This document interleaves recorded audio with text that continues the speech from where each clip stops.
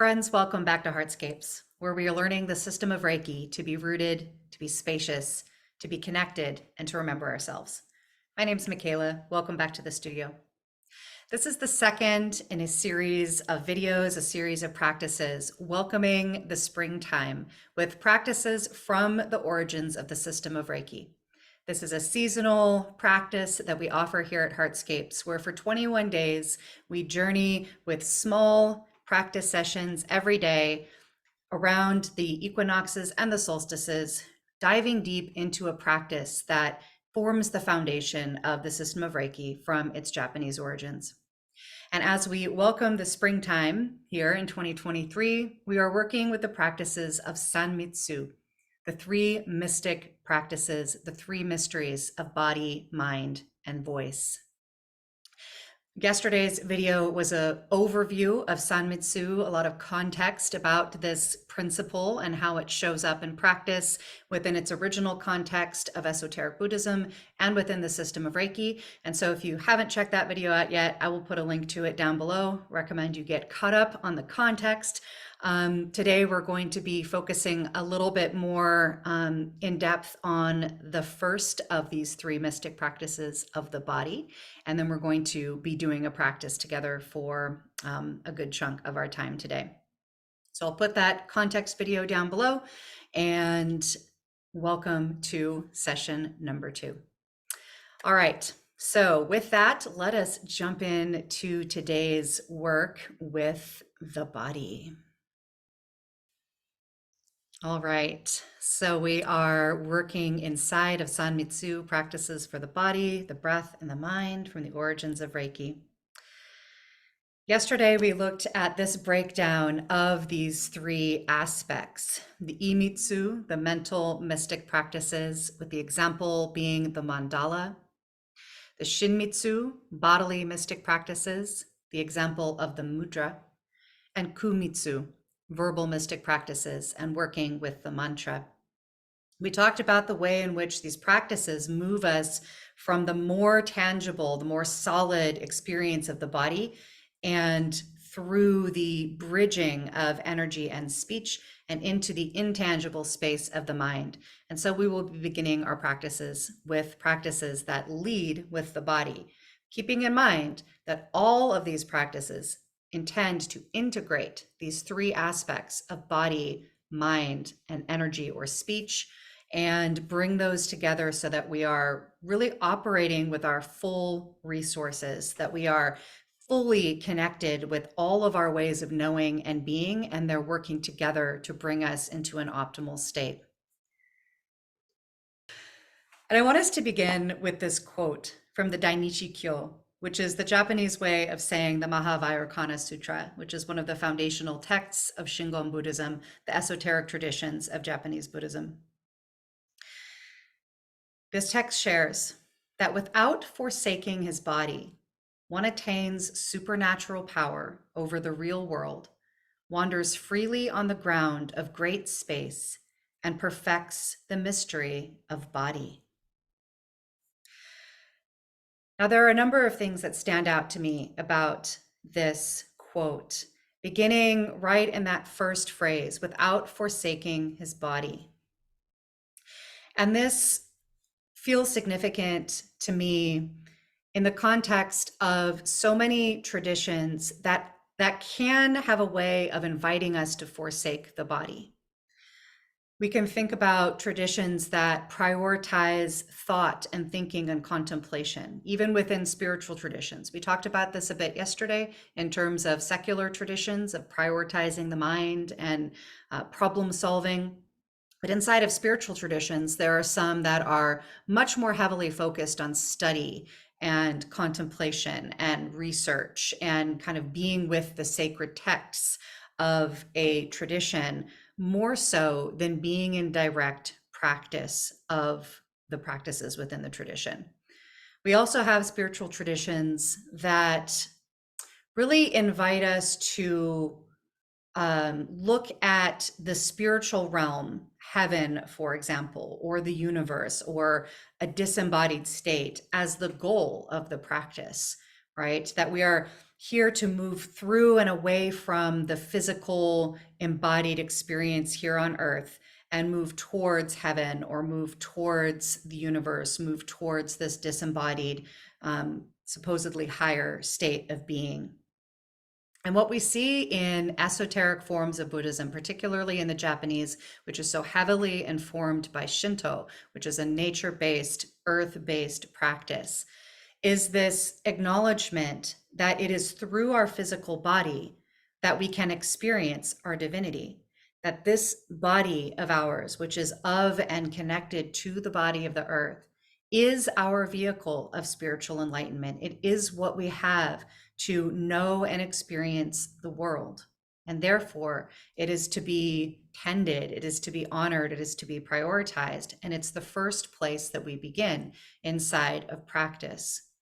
We do that for a number of reasons, not only to, again, honor this vessel that we are given, but to given ourselves a state of grounding, a sensation of having a firm foundation on which to build our practice.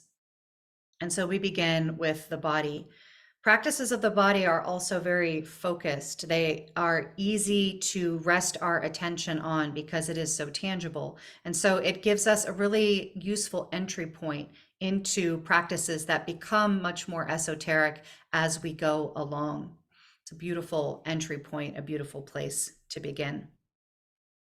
And so that is where we're going to begin today. We want to share with you today a practice called mountains. And there's a couple of reasons for that. This is actually a practice that comes from Tai Chi. So a practice that is not explicitly within the system of Reiki, but one which is within the system of thought that informs Reiki. In yesterday's session, I shared with you a quote from Norma Wong, who was a Tai Chi teacher that my co-teacher Joe and I studied with for a time, and who was greatly influential on my thinking and on my practice in a variety of ways. And so it just felt appropriate to begin with a practice that we learned from her, this practice of mountains. The image on your screen here is a painting by a friend of ours named Wen, who passed a couple of years ago, and we were able to receive some of his really amazing, beautiful paintings that he did over the span of his life. And this particular one just illustrates the mountain so beautifully, this exaggerated, tall peak rising from a firm and stable foundation. And so in this practice, we're going to lead with the body. We're going to lead with a movement of the body. And I'll demonstrate that for you in a moment. We are not going to, however, forsake our breath and our mind. Again, these are practices that bring together the body, the breath, and the mind into an integrated whole. But this one is going to lead with the body. It's going to be very gestural. It's going to be very movement-based. And the breath is going to follow the gestures that we are making with our body. So I wanted to begin with this really beautiful image because it is this image of the tall, narrow, well-rooted mountain that we're going to be tracing with our gesture in this practice. So let me get resettled and we'll jump right into it. All right, so for those of you who are practicing along with us, I invite you to stand if your body will allow you. You can do a variation of this practice seated. We're going to be moving back and forth, not with a step. Our feet are going to stay rooted, so you don't need a wide range of motion, but you can do this seated by gently shifting your weight in whatever way is available to you. I'm going to demonstrate it standing, and you make it modified for however works for your body. So I'm going to just talk us through it just as a demonstration, and then we'll go into it for real. So we're going to take a stance with our feet a little bit wide, not so wide that we're rigid. So if you really open up your legs in a wide stance, they become rigid, and that foundation is nice and stable, but it doesn't allow for flexibility and fluidity. We want a little bit of that in this practice. So I'm going to bring my feet together to just barely beyond shoulder width, and you can play with what works for you. Because what we want to be able to do is to shift our weight by bending each knee and turn left to right. And so I'm just bending the left knee and then the right knee, keeping my hips straight over the ground, keeping my head straight over my hips, and just allowing the shifting of my knees, the bending of my knees, to enact this gentle back to back, left and right movement. If I'm seated, again, that can be a much smaller movement, much more gentle, and happening more in the waist, not using the knees. Along with that gentle left and right movement, I'm going to bring my arms into the practice. And so the arms will begin also in a wide stance at our sides. And as we lean to the right, we're going to lift the hands up from that wide place to the peak of the mountain. You'll notice that my hands are cupped open. So we're coming up, we're drawing the energy and the breath up, which we'll talk about in a moment. And then as we exhale, we're coming back down the mountain. Then we're going to shift to the left. And again, draw our hands up the sides of that tall, narrow peak and back down. And then back to the right. So that's the gesture of the body that we're going to be using. As you would have seen in our prep video yesterday, the practice we did at the end of yesterday's practice was a practice that helped us to bring together the movement of the body, the breath, and the mind. So in this case, our breath is going to follow that gesture. So as we rise our hands up the sides of the mountain, we're going to inhale. And as we lower our hands down the sides of the mountain, we're going to exhale. So it's an inhale and exhale.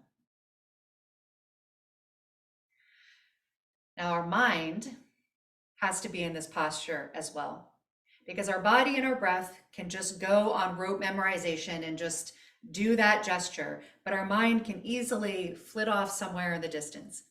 And so we're going to allow this gesture of the body and this coordination with the breath to help us keep our mind focused on the practice, to call our mind back in, call our attention back in from wherever we've spent it, and really rest on the gesture, on the movement of the breath, on the coordination of those two things, so that the breath, the body, and the mind are all in the practice together. All of these practices truly center around training our mind to focus on what we are doing. And so that is the third piece, is allowing our attention to follow those gestures of the body and of the mind. Okay. So we're going to go into that practice now, and we'll be in this practice for about 5 or 6 minutes, and then we'll come to a place of rest, and then we will close. So taking your stance, either seated or standing, perhaps rolling your shoulders a couple of times to invite your chest to be open, your back to be straight without overarching, your shoulders to be soft and relaxed, the muscles of your belly to be soft, your feet to be firmly planted on the ground, creating that stable, firm foundation. And when you feel that your body has come into this posture for practice, just invite you to raise your hands in gasso at the heart, this gesture of integration, this gesture of coming together. And then on your next exhale, releasing your arms to your sides, letting them come wide and open, your palms facing front. And on your next inhale, gently bending your right knee so that you're moving towards the right, keeping your torso straight, and beginning to draw your hands up the side of the mountain as you inhale, and as you exhale, drawing your hands back down the side of the mountain.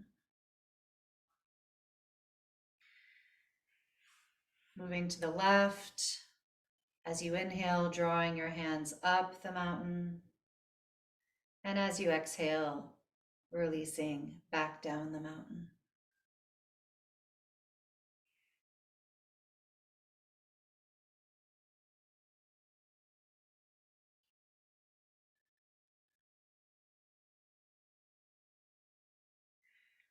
Letting the gestures of your body follow the pace of your breath so that your breath is a full, long inhale and exhale, not straining in either direction, but adjusting the pace of your movement to pace your breath.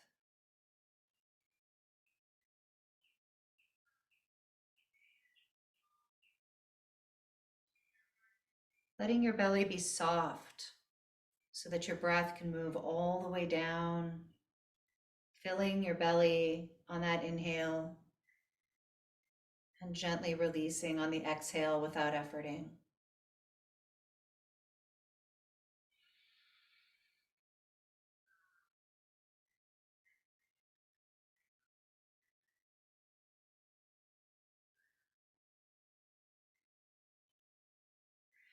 Resting your focus, your attention on the movement of your arms, perhaps even envisioning in your mind's eye the image of the mountain before you.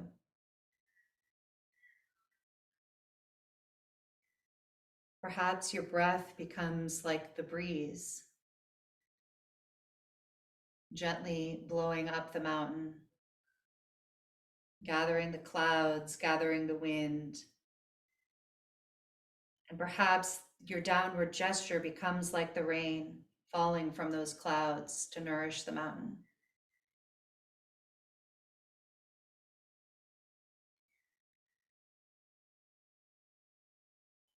Perhaps your attention is more focused on the physical sensation of these movements.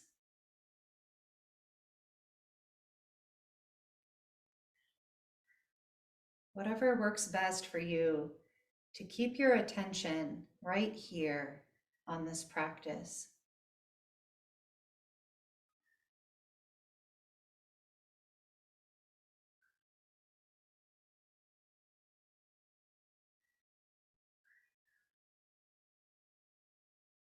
Making small adjustments as you go so that your breath, your body, and your mind come into clearer connection, refining the pace at which you're moving your arms to better match your breath, perhaps. Making adjustments in your stance if you don't feel that your stance is wide enough or that your foundation is strong enough.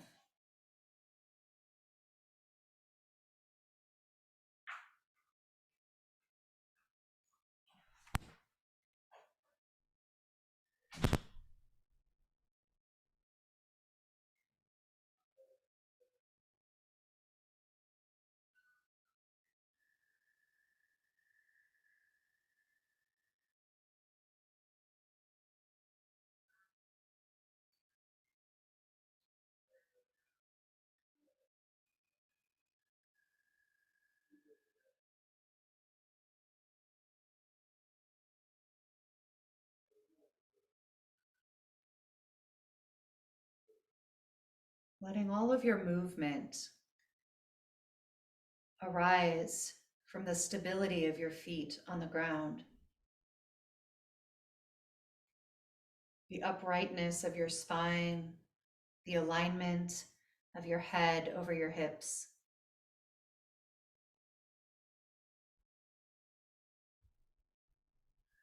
Noticing if your shoulders have become tense as you've moved your arms and inviting them to relax. Noticing that your shoulders can be relaxed even as you raise your arms. Continuing to allow your breath to follow your gesture, the pace of your gesture to follow your breath, and your attention to be drawn to this moment, to this practice.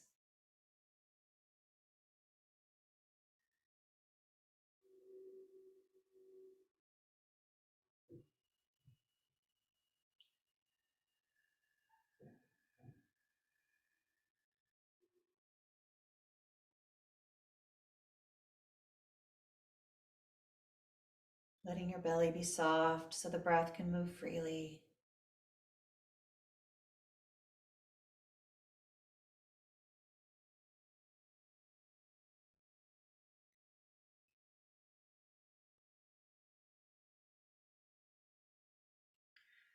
I'm going to invite us to take 5 more repetitions.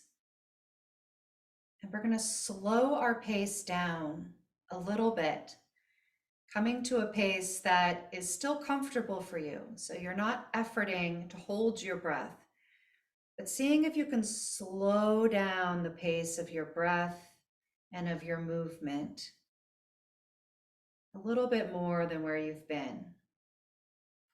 Starting on your next inhale, we'll do 5 repetitions.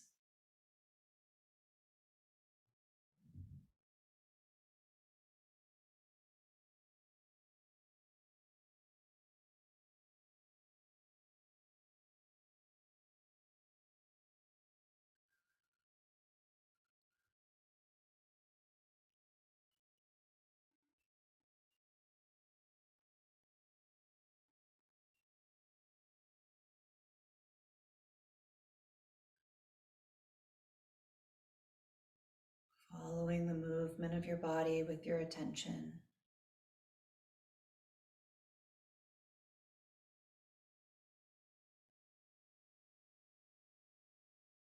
Drawing your energy up the side of the mountain and then raining back down.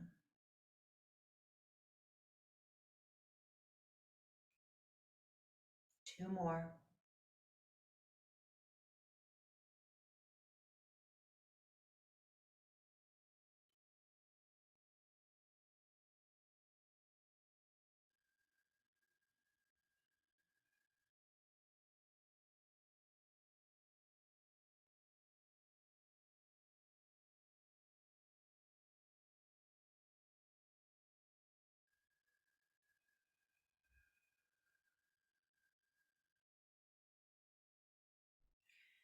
And then releasing your arms to a relaxed place at your sides, coming to stillness.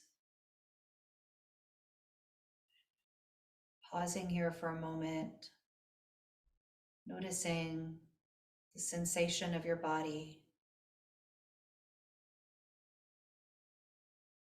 feeling the way in which you are embodying the mountain, a wide, firm, stable foundation, allowing for a tall, straight, reaching rise, and all of the life that is sustained in between. Feeling the mountain within your body.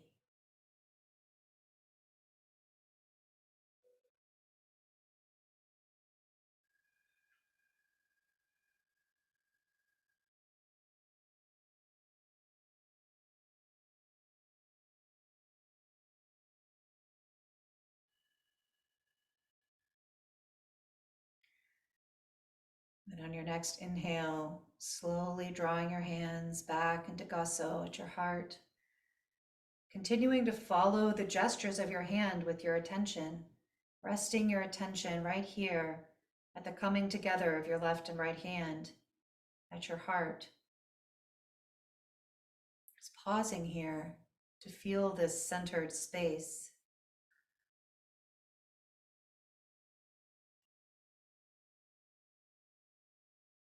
And to be in gratitude for your willingness and opportunity to practice embodying the expressions of life of our planet, of our bodies, of our communities.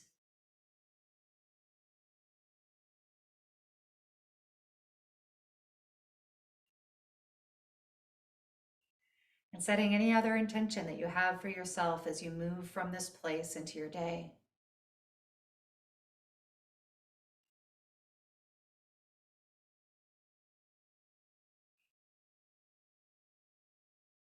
Whenever you feel ready, releasing your hands and coming back together. Welcome back. So I hope you enjoyed that practice. I invite you to continue working with this practice of mountains and this practice of aligning our breath, the gestures of our body, and the focus of our attention in ways that center us, that ground us, that connect us with the life that is pulsing inside of us.